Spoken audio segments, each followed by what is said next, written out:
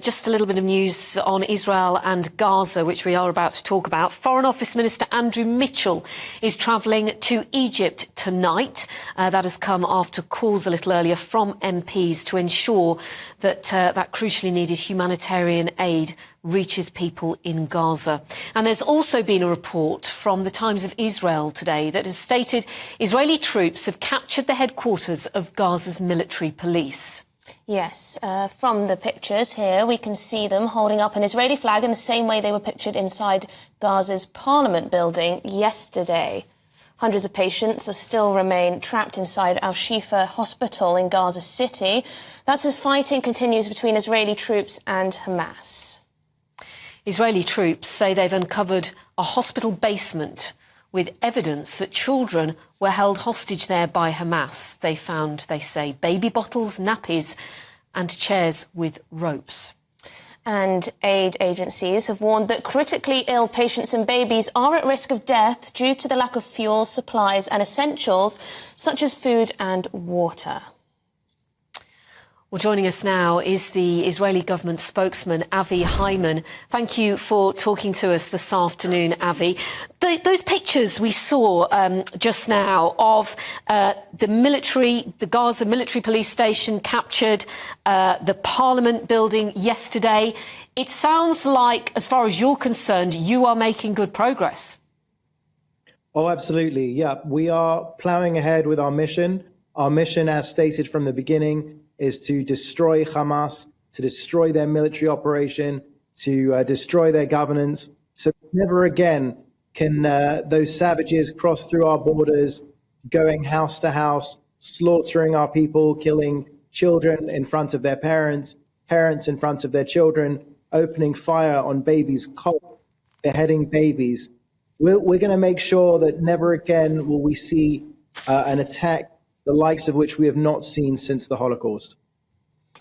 Avi, Benjamin Netanyahu, your Prime Minister, said on Sunday, I believe it was, suggested that there could be a deal to release hostages, a deal with Hamas itself, but for many reasons, of course, he didn't go into too much detail about that. Can you tell us whether there's been any progress in terms of releasing those hostages, finding them first and then getting them to safety? Well, as my Prime Minister said, we do have intelligence, but we won't be broadcasting it to Hamas. Our first and foremost wish is to see those 239 hostages at home with their families. It's unacceptable. You know, they took men, women, and the elderly, Holocaust survivors, a 9-month-old baby who is now turned 10 months in captivity. This is an abhorrent enemy that came and killed our babies and is now hiding behind their own. You mentioned babies there, Avi. Would you say every baby is precious? As a father, it pains me to see what is happening on the ground. It pains me that a terrorist organization has set up their command and control center underneath a hospital. You know, our troops just put out footage, some of which I just saw actually on your broadcast, of the Rantisi Children's Hospital, where we found underground tunnels where they were stockpiling ammunition and weapons and suicide bomb belts. And also what was even more alarming, which was a room which seemed to have been made, they'd haphazard put in a toilet there and a shower. And they also had clear evidence, which we're obviously continuing to investigate, but it seems to be clear evidence of a place where they were holding not only, adult civilians, but also children, also infants. We found an open packet of nappies. We found multiple babies' bottles. And one of the babies' bottles was just sitting on top of a unit there with the words World Health Organization.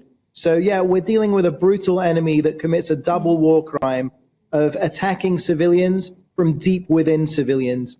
As one of the Hamas leaders said in recent days, as far as they're concerned, Hamas is safe deep underneath the ground in their underground tunnels, while the people of Gaza above ground, well, that's the problem of the UN and Israel to deal with. And that's why Israel a month ago said... Avi, sorry to jump in. We are running out of time. And we were talking about babies. I also want to ask you about the babies in Al-Shifa Hospital that do appear to be trapped.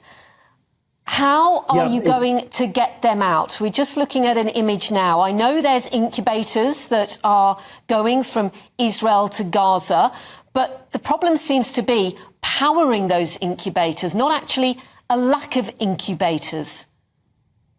So unfortunately, this is a Hamas-made crisis that we're doing our very best to deal with.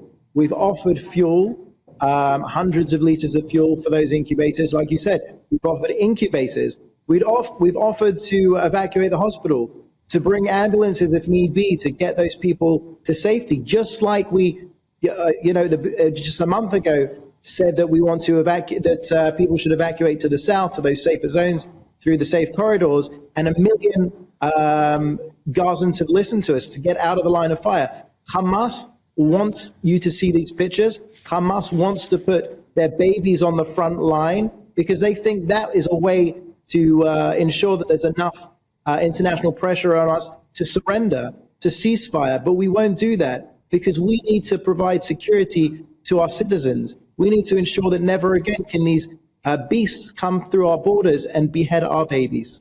Avi, do you have a mechanism, though, as to how to move the babies? Because it sounds like they don't have long. Is there a plan set out to get them out of that hospital, which is fast turning into a morgue, we understand? Yeah, the sites are awful, and that's exactly what Hamas wants you to see. So when we provided the fuel, Hamas stopped the hospital from taking it. When we said we would evacuate the babies yesterday, they stopped us from doing it. Hamas is ensuring that those pictures continue. And unfortunately, the death of any civilians in Gaza is on Hamas's hands. They hide behind their people and attack our people, committing a double war crime. Israeli government spokesman Avi Hyman. We'll have to leave it there, but really appreciate you talking to us and giving us an update this afternoon here on GB News. Thank you very much. Thank you.